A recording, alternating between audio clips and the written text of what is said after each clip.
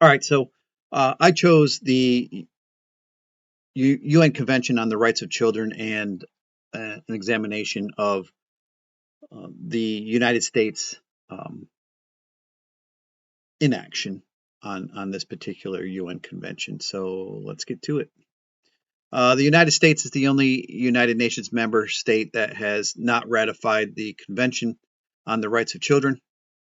It was adopted in 1989 and ratified by 196 countries.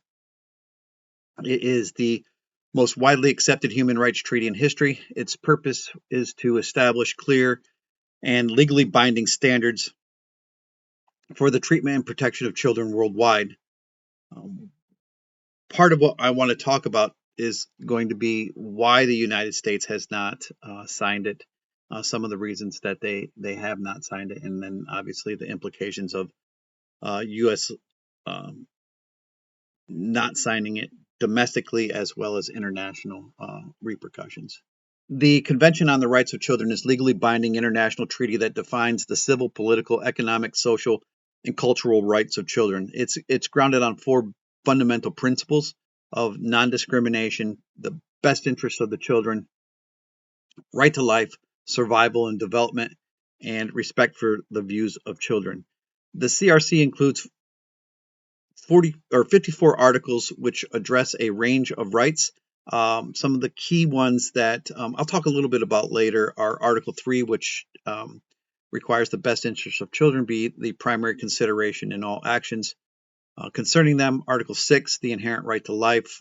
Article 12, the right of children to express their views in matters affecting them. Article 19, protection from all forms of physical and mental violence, injury, and abuse. And Article 28, the right to education. The CRC also recognizes the role of the family and evolving capacities of the children. It aims to balance the protection of children's rights with respect for parental responsibilities. The CRC emphasizes that family is the natural environment for children's growth and well being. The treaty does not diminish the role of parents but supports it, recognizing that the family is essential to children's development. It also affirms that children should be raised in an atmosphere of happiness, love, and understanding. Um, Reflects a focus on not only survival but on emotional and social well-being. The CRC calls for children's upbringing to be grounded in principles such as peace, dignity, tolerance, and freedom. And this is not new.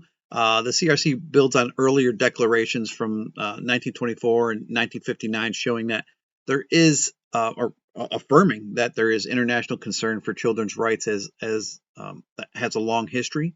The CRC acknowledges children's development immaturity and the need for specific legal protections both before and after birth. In short, the treaty promotes a comprehensive, protective, and respectful view of children's rights within the family and society. The Convention on the Rights of Children is structured around four guiding principles, often referred to as its four pillars. These principles inform the interpretation and application of every article within the treaty. First, participation recognizes that children have the right to express their views in matters affecting them. Their opinions should be heard and taken seriously in accordance with their age and maturity. Protection ensures that children are safeguarded from all forms of violence, exploitation, abuse, and neglect. This includes protections within the home, at school, and in any institution or system that they encounter. The third pillar, survival, emphasizes the children's right to life and to basic necessities of survival, such as nutrition, clean water, health care, and a safe environment. And finally, development includes physical, mental, spiritual, moral, and social growth. It covers access to education, opportunities for play and recreation, and the overall nurturing of a child's potential. These four pillars are interdependent and serve as the foundation for a comprehensive approach to children's rights across different legal and cultural systems. A little bit more information about what I think are probably five of the most important articles that are in there. Um, Article 3 establishes that all actions concerning children, the best interest of the child must be the primary consideration. And this applies to not just family environment, but also legislative, administrative, and judicial decisions. Article 6, again, affirms a child's inherent right to life and obliges governments to ensure their survival and their development. Article 12 grants children the right to express their views freely in all matters affecting them, and it requires that those views be given due weight according to the children's age and maturity. Article 19 states that to take measures to protect children from all forms of physical or mental violence, injury, abuse, neglect, or exploitation.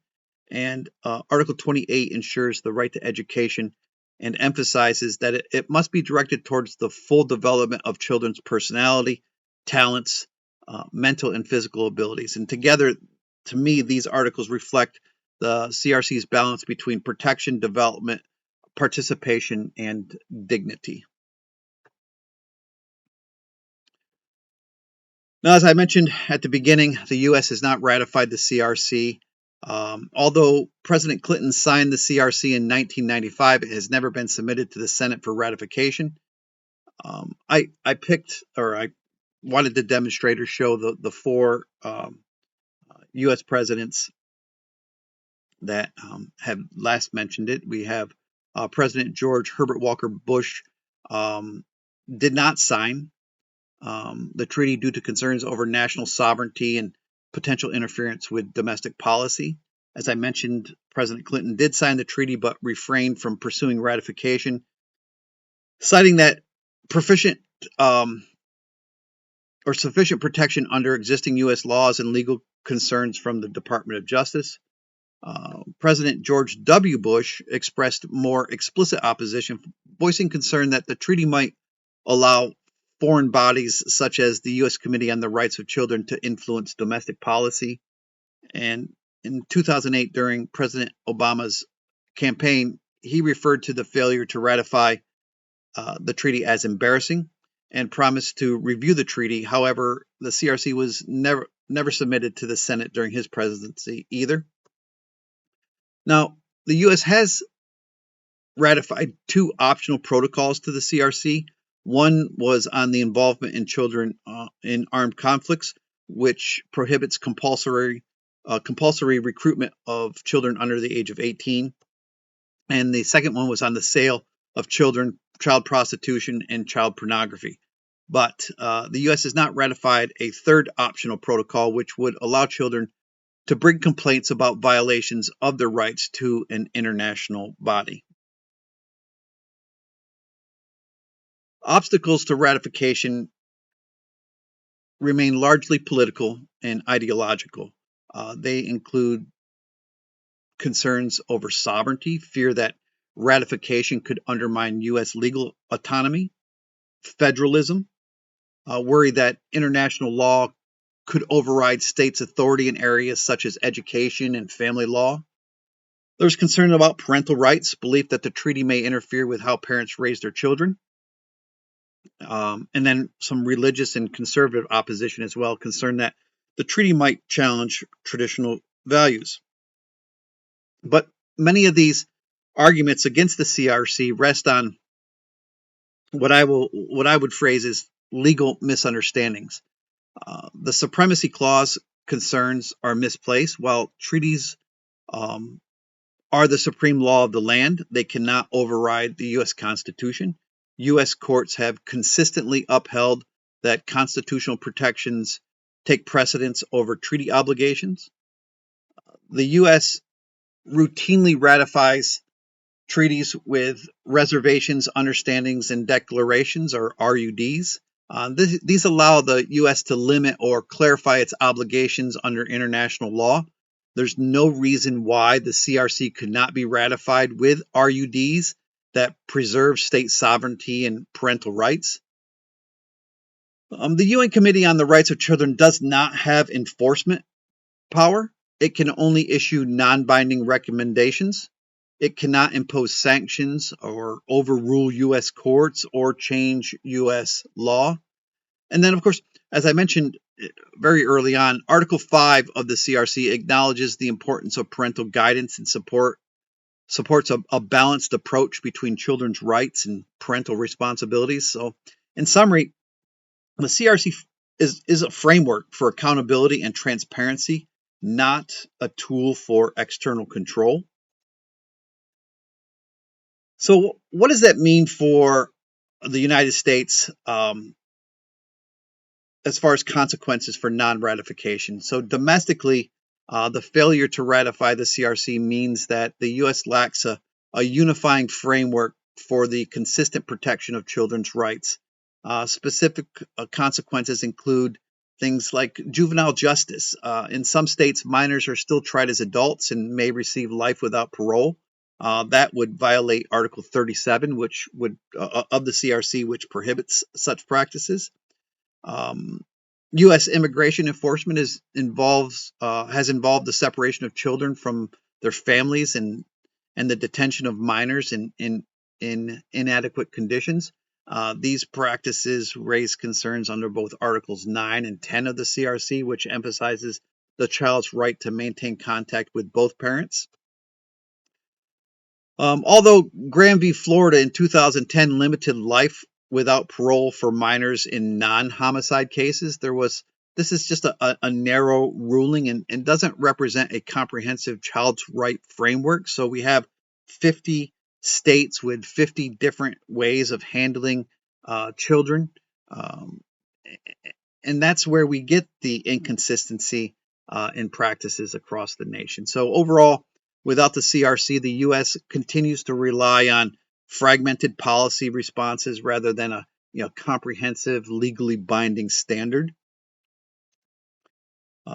Internationally, non-ratification undermines U.S. credibility in human rights advocacy. For example, in the book A Problem from Hell, Samantha Powers recounts how U.S. diplomats were challenged on human rights issues during the Bosnian conflict by adversaries pointing to America's own history of abuse and inconsistency. So we lose some, international clout because we have not signed off on the CRC, which is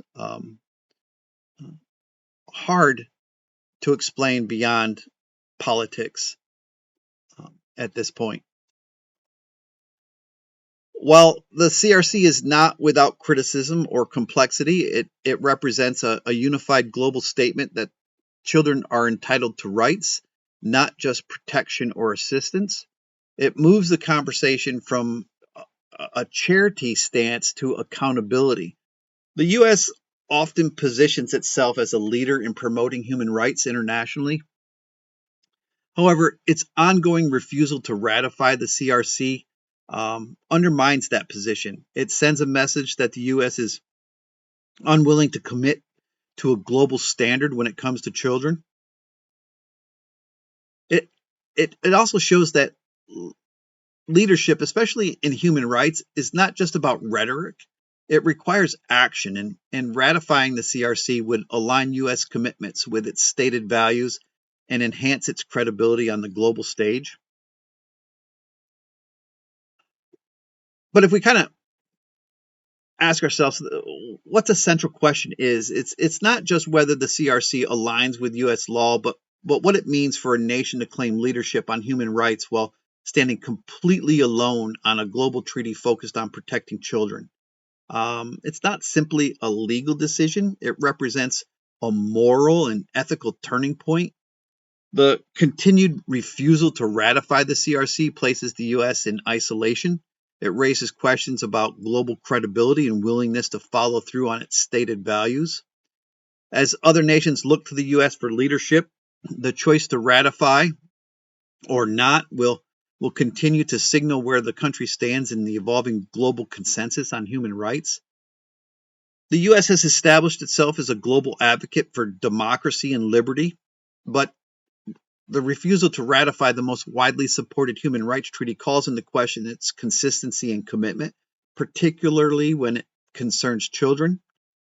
As I mentioned legal objections to the CRC can be addressed through existing frameworks, such as RUDs, and the treaty itself respects constitutional limits and parental authority. Ratifying the CRC would not drastically alter U.S. law, but would instead formalize protections that already exist and bring greater coherence to children's rights policy. Ultimately, the failure to ratify is less about legal incompatibility and more about political unwillingness. And as I mentioned, the U.S. remains isolated on this issue, and the global community continues to take notice. And these are the references that I have. Thank you very much. I look forward to our conversation.